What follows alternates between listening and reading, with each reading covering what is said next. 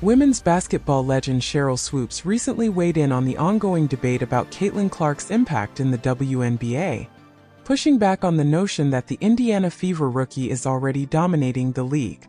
Speaking on Gil's Arena, Swoopes acknowledged Clark's rapid improvement, especially after the All-Star break, but stopped short of calling her a dominant force. "What Caitlin's been able to do in such a short period has been impressive," Swoopes said. "But I still don't think she's dominating. She's a different player now than she was in the first half of the season." This comment has reignited the discussion among fans of Clark and the Indiana Fever, many of whom see Swoopes' remarks as another critique of the 2024 #1 overall draft pick.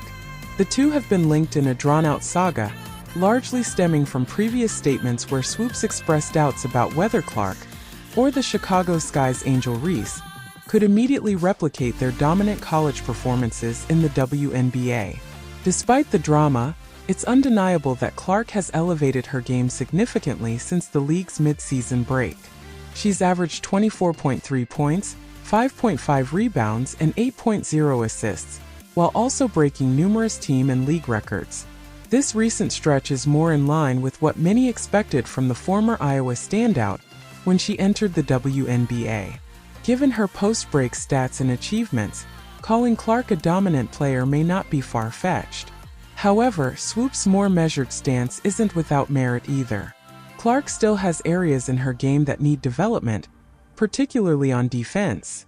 Unlike two-way stars like Aya Wilson, Alyssa Thomas, or Nafisa Collier, she has yet to establish herself as a defensive force. Furthermore, while she leads the league in assists, she's also set the dubious record for the most turnovers in a single season, with 220 and counting.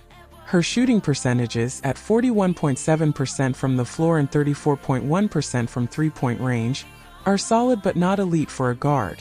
Perhaps the biggest factor to consider in this conversation is Clark's lack of playoff experience.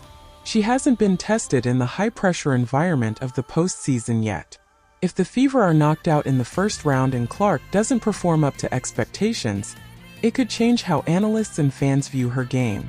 On the flip side, if her regular season dominance carries over into the playoffs, the argument for her being a truly dominant player will be much harder to dispute.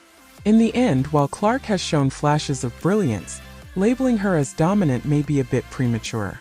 However, with her rapid improvement and potential, it's clear that she is on her way to becoming one of the league's top talents, perhaps just one playoff run away from silencing any remaining doubter.